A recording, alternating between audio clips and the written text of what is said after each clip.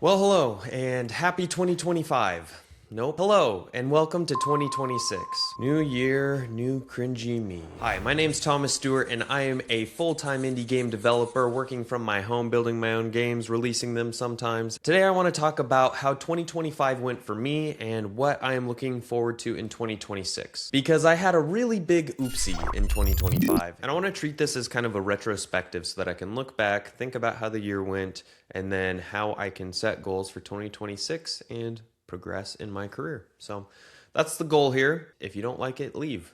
What's that? Oh, the viewers pay my ad revenue? Never mind, stick around. This is why you need to script your bits, because they're bad off the cuff. So here's a broad overview of my 2025. I don't know if you've been following this YouTube channel for a while, but basically here's the thing. I posted some YouTube videos, most of them were podcasts. I didn't have any new game launches, and I made more money than I did last year. So that's kind of crazy. First, let's talk about the games that I've launched. So in 2024, I launched 3 different games across a bunch of different platforms.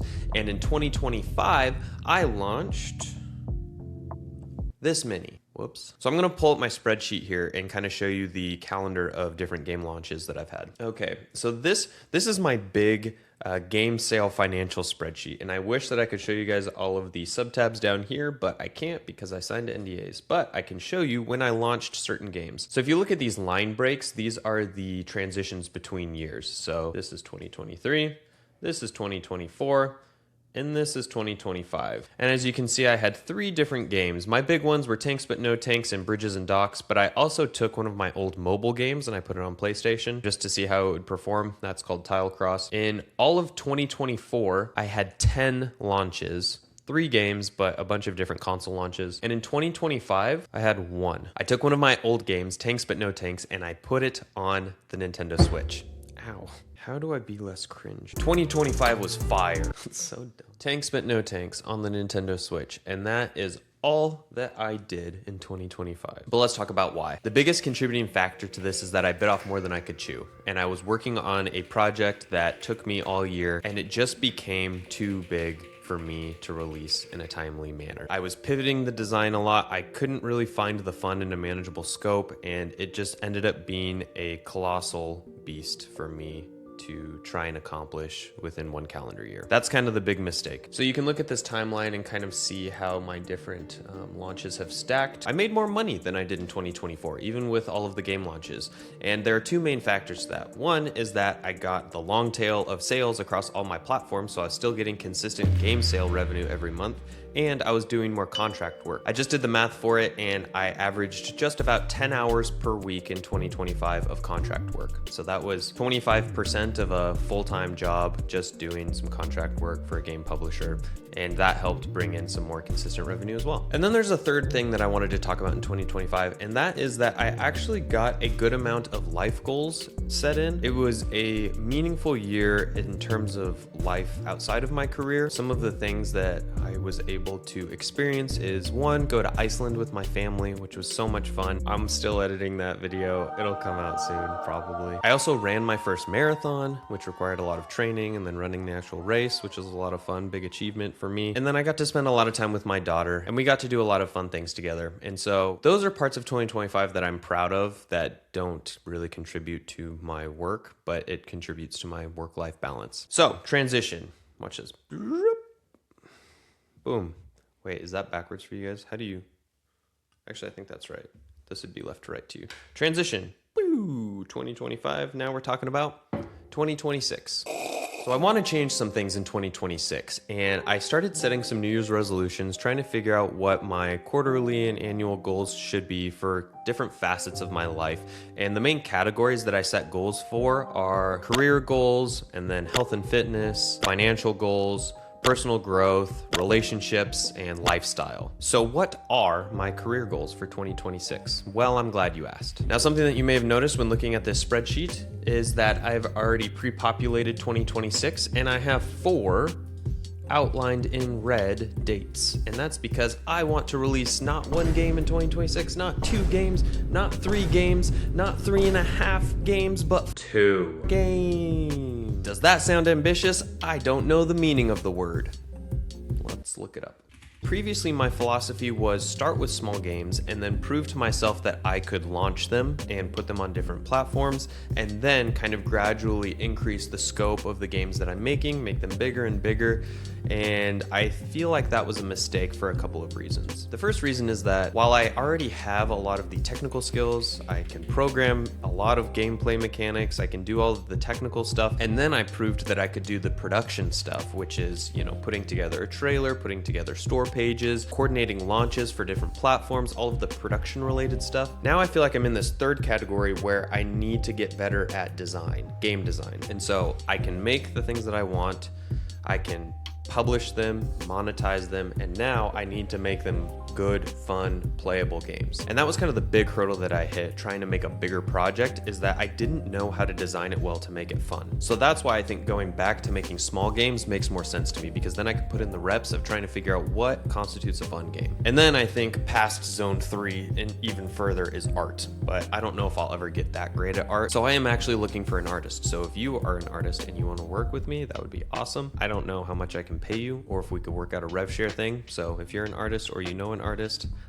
hit me up, because my current prototype looks like doo-doo. Let me show you. I'm gonna make a whole devlog about this, so don't pay attention. I'm gonna get into the ins and outs of this gameplay. But I just say all this to say that I am well on my way to my Q1 game dev release goal.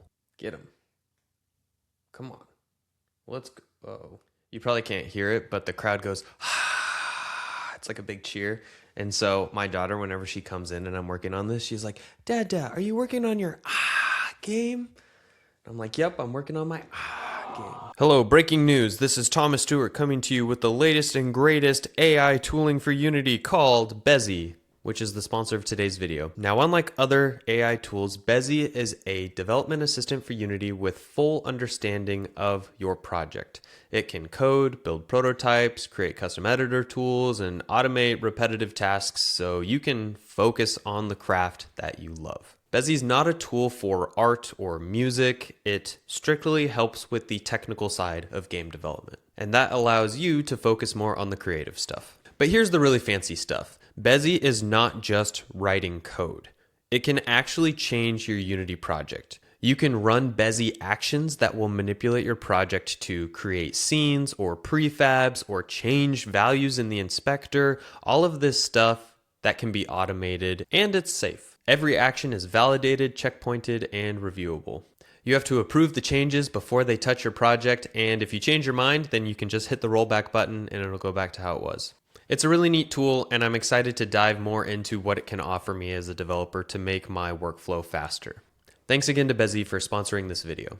So going into 2026, I don't know if the games that I release are going to be full releases or if I'm just going to try and get really polished vertical slice demos out on Steam. I might be okay with that, where I just release like a nice demo. There's like a good amount of gameplay, start collecting wish lists, and then at the end of the year, see where the most interest is. I haven't exactly thought through my strategy for that yet, but I think what I want to do is just release small, full games. So we'll see how that goes for Q1, and I'll keep you guys updated. But it is really interesting to reap the benefits of passive income for all of the different platforms that I've released games on, and just be able to see that a little bit of money is trickling in from all these different places, and it's consistent, and I want to start building up that back catalog of games, but also make better games. So that's kind of the journey that I'm on in 2026. That's actually more than I wanted to get into. Really, I wanted to talk about goal setting and how I have determined the goals that I have set for myself in 2026. Because around this time of year, like, I talk to people who are like very gung-ho about New Year's resolutions, and some people who are very against New Year's resolutions. I've been that guy who has set ambitious goals, and then on January 20th, I just fall behind, and then I kind of give up because I'm like, oh, I broke the cycle. I'm not going to be as productive as I thought this year. And then I wait until next January. Like, I have been that guy in the past. So I wanted to go through some of the tips that I feel like have helped me in my goal setting, and maybe they'll help you. I don't know. So the first philosophy that I've determined for goal setting is to start big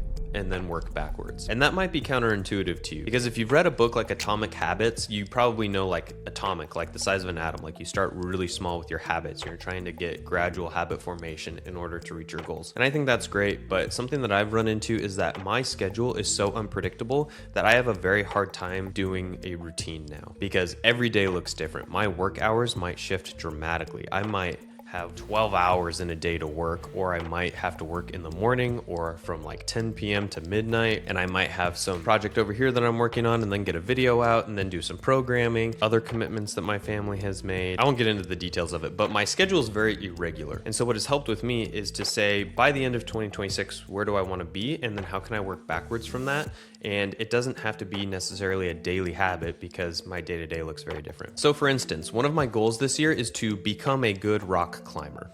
I like rock climbing. I've done it a little bit. I want to get better. And so the micro goals that I set are like, I want to get LEED certified so that I can climb more routes that are outdoors. I want to go to a specific outdoor climbing location that's really cool, that's kind of close to where I live. Another one is that in my indoor climbing gym that's local to me, I want to go in and in one session clear every climb that has the rating of V3. It's a way to measure how difficult the route is. I want to go in and get every V3 in the gym. Those are kind of the micro goals that build up to this big goal. I've already talked about why I don't think that daily habits is a good way to structure goals, because while I think it works in theory, when you break the cycle or the habit, it kills your momentum and you feel like, oh, I missed a day and now like I've lost all my momentum. And so something that I've realized is that when setting goals, I need to build margin into my schedule. I've made the mistake in the past of trying to structure my schedule in a way where I just assume that I will be operating at 110% efficiency all the time, when really I need to plan on future Thomas being like a C- version of Thomas. Because one of the major things that I think is an obstacle for me attaining my goals is perfectionism.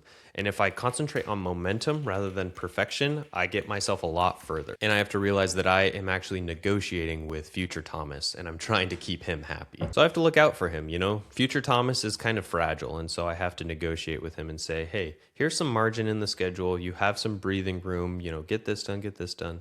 All of that. Let's back up. If you don't know, I'm self-employed, which means I have complete autonomy over my schedule, which is great on the one hand and terrible on the other hand, because that means I have to be super organized in order to be productive. And I think one of the major killers of my productivity is when I don't know what to work on or when to work on it. So I started using Notion to build out a lot of my tasks so that I can see what I'm doing, for instance, for game development and YouTube and house projects and my New Year's resolution goals, as well as my contract work and some other stuff. A lot of the stuff is still in flux, but you can kind of get an idea of all of the stuff that I'm planning on in these different areas of my life and work. So I've been using different online digital to-do lists and calendars and trying to stay organized that way. And something that I found is that having something on the computer is nice because I can edit it anywhere. It's really easy to customize, but it's hard for me to keep my task lists in front of me in my mind when it's on the computer. And so something that I've started doing recently is going analog. And I think that I'm going to start doing more of that in 2026. So I bought like a physical planner for 2026 that has like the months and the weeks, and I can kind of write out all of my goals for the week and things that I need to get done by the end of the week in there. And it's physical and I can write in it and make notes and use different colors. And that works with my brain a lot better. So if that's something that you struggle with, I would recommend that. I also got a physical journal that I have been using to do some game design notes in and also schedule out YouTube video ideas and a calendar. And it's kind of been an area where I can just put my structured thinking down on paper, and that's been really helpful for me. And when I physically write it, I feel like my brain can actually release it.